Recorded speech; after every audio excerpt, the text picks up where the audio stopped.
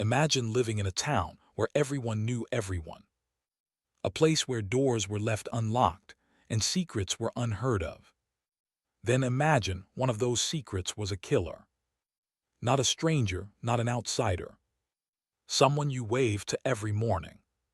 Someone who poured your coffee. Picture postcards didn't do it justice.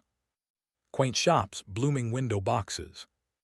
And then Sarah Jensen vanished. One Tuesday morning. Her apron still hanging on the hook at Sarah's sweet spot, keys on the counter. Coffee machine still humming. She just wasn't there. Initial confusion hardened into a gnawing fear. Search parties scoured every inch. Helicopters buzzed overhead. Sarah, the town's brightest smile, was gone without a trace.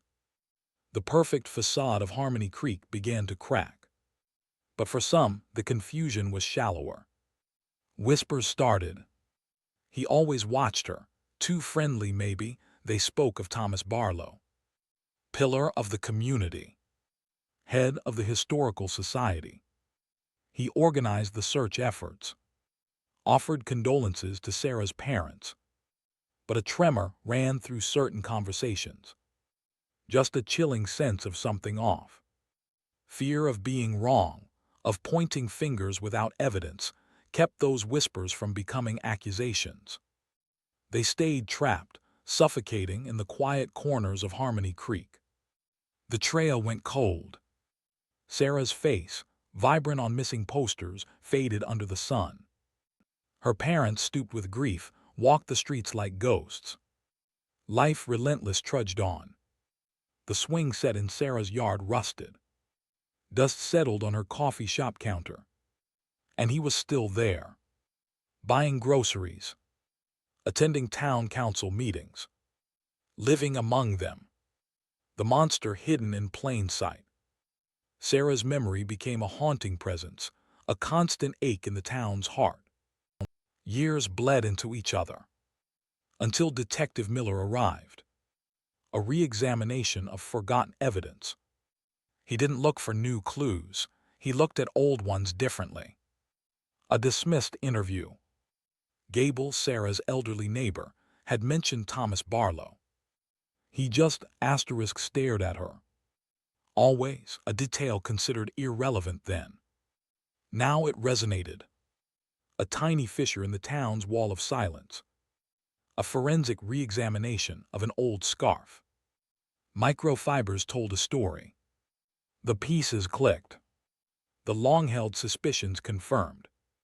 The methodical process was agonizing. The day they confronted Thomas Barlow, he merely smiled. A polite, chilling smile. The community watched numb. The respected historian. The man who offered comforting words. Harmony Creek fractured anew. Then a tidal wave of anger. Guilt, heavy and suffocating. Why hadn't they spoken sooner? The cost of silence. The agonizing burden of delayed justice. The betrayal ripped through every handshake, every friendly gaze. Nothing would ever be perfect again. Harmony Creek fractured anew. Then a tidal wave of anger. Guilt, heavy and suffocating. Why hadn't they spoken sooner? The cost of silence. The agonizing burden of delayed justice. The betrayal ripped through every handshake, every friendly gaze. Nothing would ever be perfect again. The sun still climbed Miller's Peak. But its light felt colder. It exposed strained smiles. The town square, once alive with laughter, became silent. An arena of suspicion. Shopkeepers dusted shelves. Customers seemed strangers.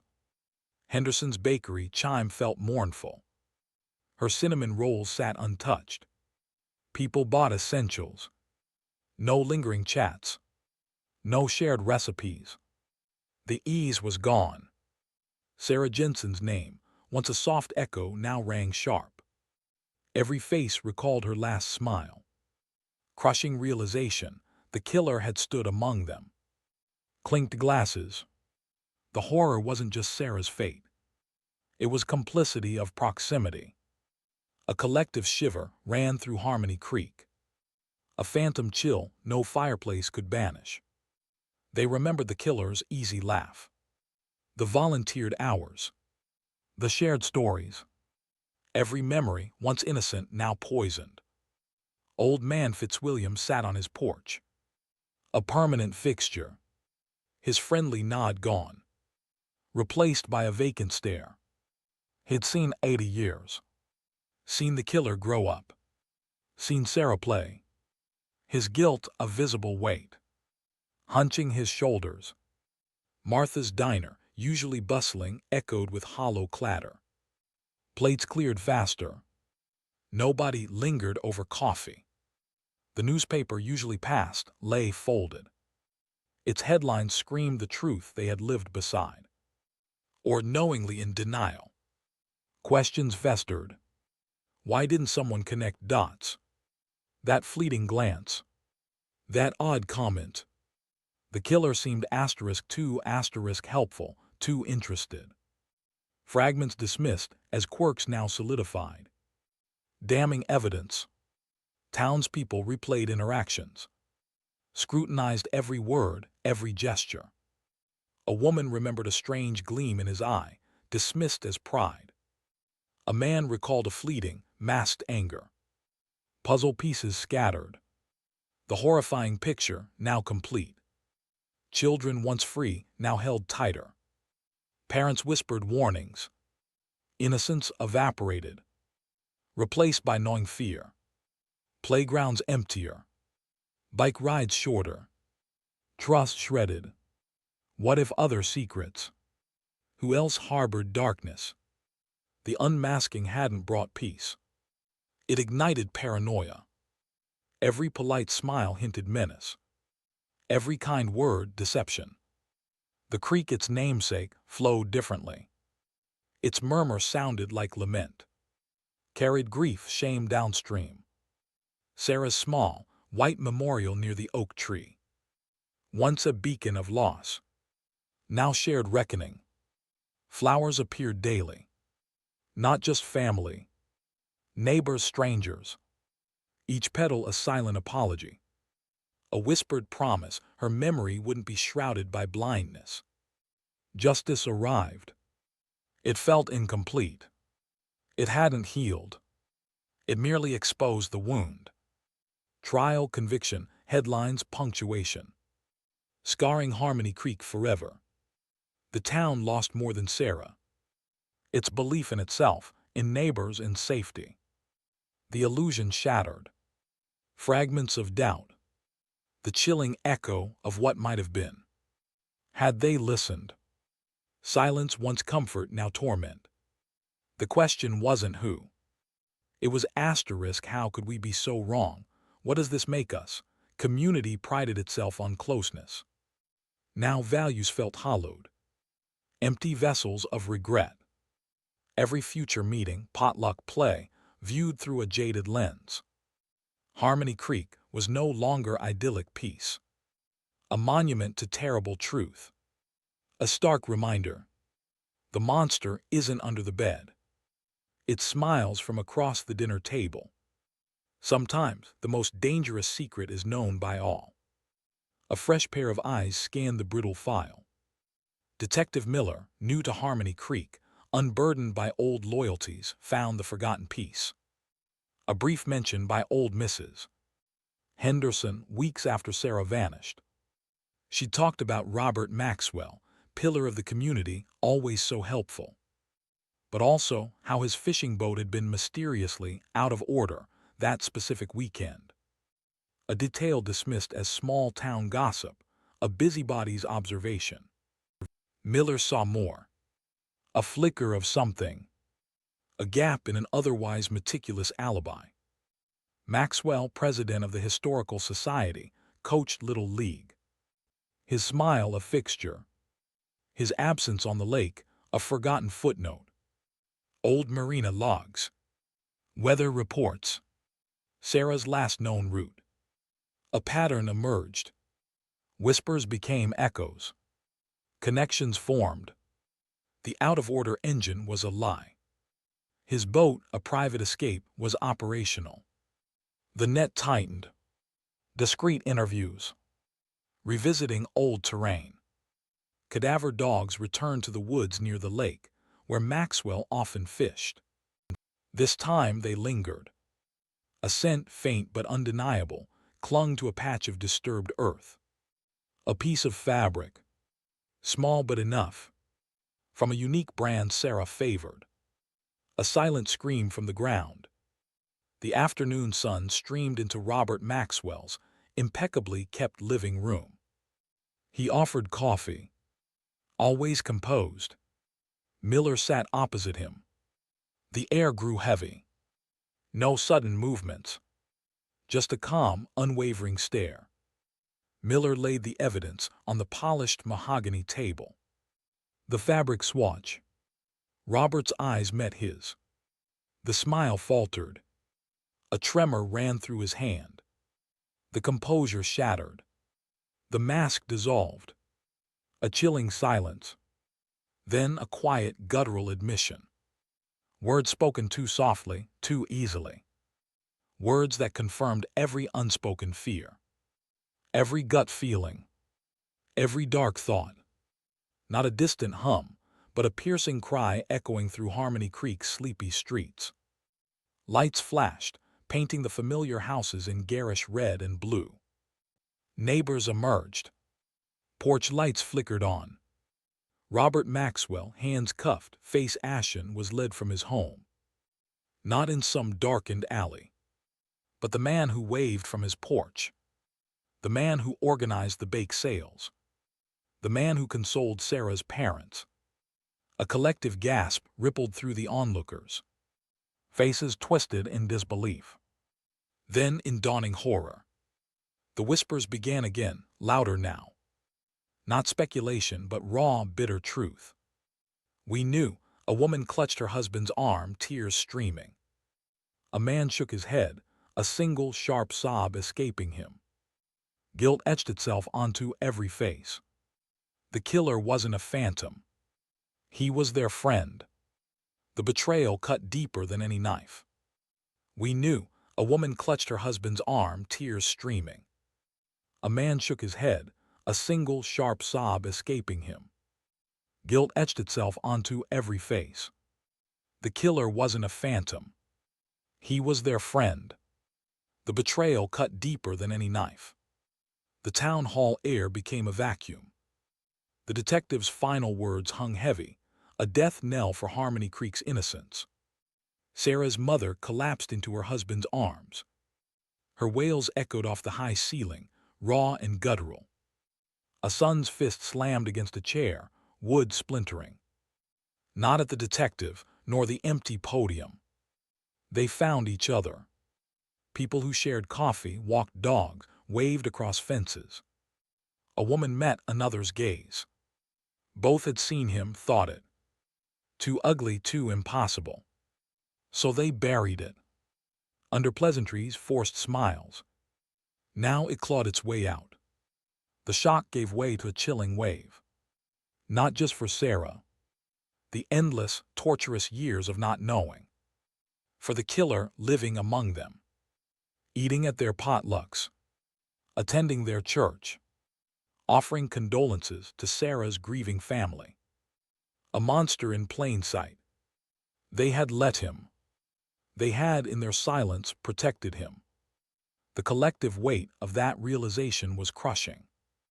Harmony Creek wasn't idyllic anymore. Its charm a hollow shell. The familiar streets felt alien. Every house held a ghost. Every smile a question. Could they ever trust again? Could they forgive themselves? The killer's abandoned house stood on Elm Street, windows dark, a gaping maw of betrayal. Children avoided it. Adults averted their eyes. But its shadow stretched over every lawn, every doorstep. Whispers became shouts. I always knew there was something off, but no one had truly acted. No one had pushed. Fear was a powerful sedative. Fear of being wrong. Fear of disrupting the peace. Fear of confronting the unthinkable. That fear let a predator roam free. Sarah's memorial bench in the town square, once a place of quiet remembrance, now felt like a monument to collective failure. Flowers withered, replaced by new ones, laid with a heavier hand, a more desperate plea for absolution. The memory of her laughter, once sweet, was now tainted by the knowledge of how long her justice had been denied. The town was a fractured mosaic. Friendships strained. Families argued. Who should have spoken up? The question hung in the air, thick, suffocating. Sleep offered no escape. Dreams were haunted by Sarah's smiling face, then by the killer's innocuous grin, a horrifying loop. The silence had not kept them safe.